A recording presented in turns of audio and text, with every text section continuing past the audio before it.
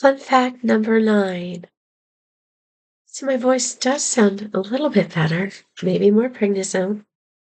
Fun fact number 9 is Chapter 19 of Children of Light, and it's called The Other Side. Now, we're getting near the end. Look how much I've already read for you. We're getting near the end of the book. So then what am I going to do for fun when I ran out of Children of Light chapters? If you want Children of Water or Children of the Beyond, you got to buy them. That's I need money. And you should read my stories. They're awesome. So, I'm going to read you fun fact number 9. It's Children of Light, Chapter 19, The Other Side. Are you ready for a wild ride? I hope so. Hope you're ready for a wild ride. You remember Chapter 18, the plan. Remember that. This starts out with the ... conversation, dialogue. So, here we go. Meet me in the glade where the joining ceremony occurred. You have worn down my resistance. I'm ready to fully realize the Starian way. I want to learn more. I have been awful. I truly love talks. I was only torturing Hobarth. As a gnomon, that was amusing. But now I feel everything I think or do is very wrong. My soul is in conflict. I need your heart. I need your help. Ryan had believed Tylo's words, for Tylo knew she could not lie to Ryan. And Tylo had actually been moved by Ryan's presence. But the truth was that Tylo's soul was in conflict. Ryan even saw beyond the truth given. She knew Tylo was preparing her for her death. Tylo didn't mean to be the way she was.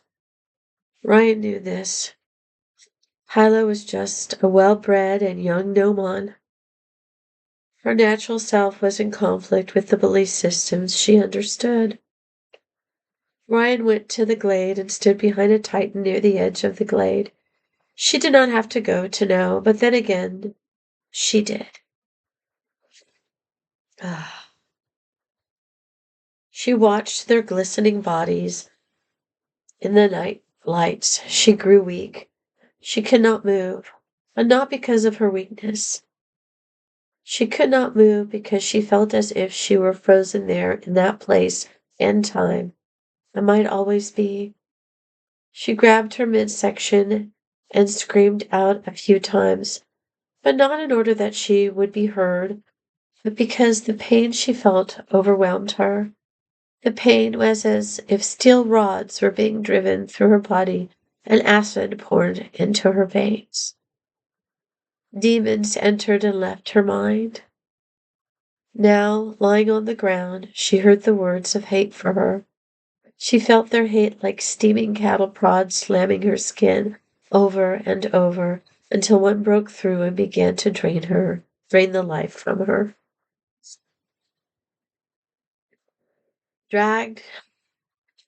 She stumbled to her feet and dragged herself back into the ancient town, where she collapsed on the steps of the great marble building.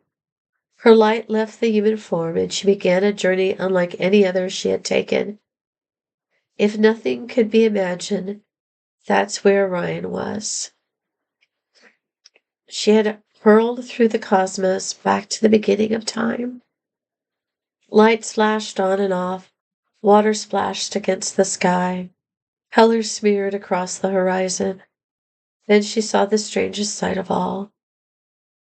There was a unique creature walking backwards on nothing at all.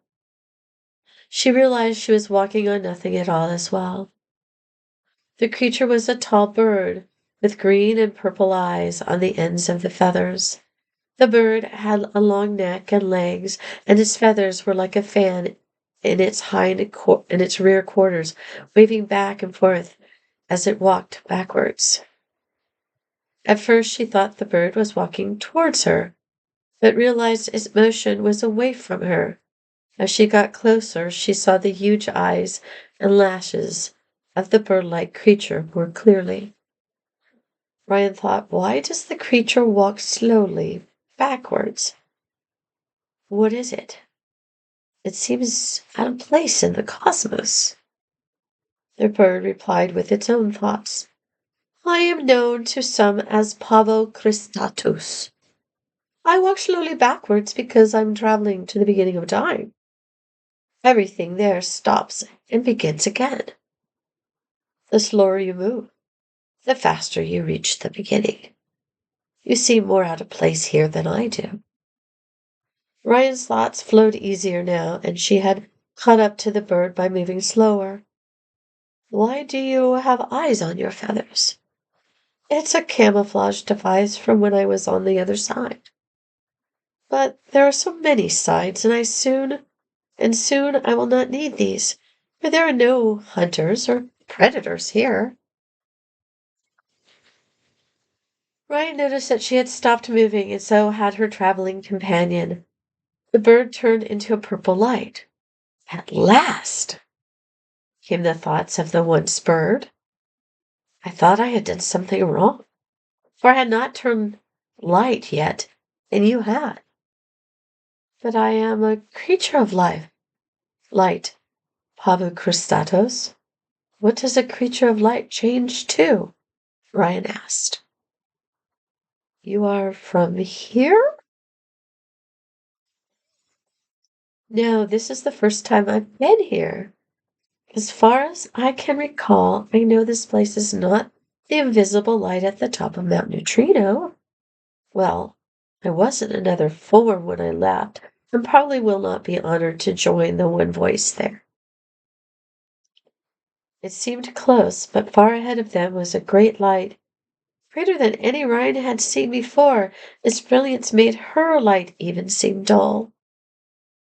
Once you pass through the light, you are stripped of all that you have known, and no more than you ever can remember on the other side. You are changed forever and prepared for the next side of life. It's beautiful, said Ryan in awe. How do you know so much?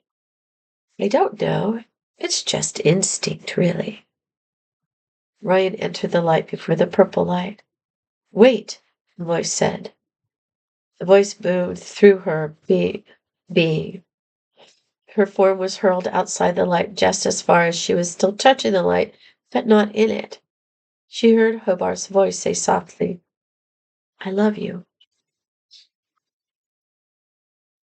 She had been happy traveling to the light. Upon entering, she finally felt she had found the peace she had been hoping for all her life. At last. She had felt that she belonged, finally, that she was truly free. As she heard Hobart's voice, an extreme sadness grew over her. She said she loved him and could see him from far away. The song of her soul spoke out, Ryan's song. I can try to sing it, but sometimes it works and sometimes it doesn't. Ryan's song, so I'm just going to speak it, I think. Even now, in the midst of any happiness, my eyes ache to see your form. The closeness of you inspires songs in my heart. If only you knew the pain of reality in my eyes. Even now, in the space between spaces, the desire is strong to touch the warmth of your soul. Angel dreams haunt me of faces and places and souls that I have known. Light sparkles in and out of my eyes, and soul and being. But can they compare to the sigh in the voice? Excuse me, still recovering. The life is in the challenge. This is my rest. I cannot fight in a life any longer for what I believe or what I feel is good and beautiful. There exists too much darkness, too much ugliness, too many promises, too many lies. Your soul, my soul, it wasn't meant to be. Alas for me. Death comes as the end, no longer a friend. Reach for the stars. The universe is ours. You must return, said the voice. But how? I don't even know how I came to be here. I don't remember what I once was. All I remember now is a vague form called Hobarth. Follow your heart, said the voice. But I thought death was the end, said Ryan. Laughter rang out, a jolly and joyous laughter. There's no end, no beginning. The universe is a circle. Life turns on itself. Death turns on itself. Everything is all part of the same experience. But it is difficult to travel the same circle again, or to travel back down the same path, for there are many interlocking circles that are so close they form a sphere. There are many forms of reality, many levels of consciousness, and many levels all going on at the same time. But you should know this already. Somehow Ryan knew, but she did not know how. How do I return if I must then? It is in your powers, not ours.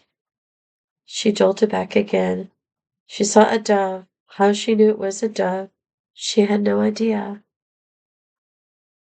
The dove floated by and turned into a soft pink light.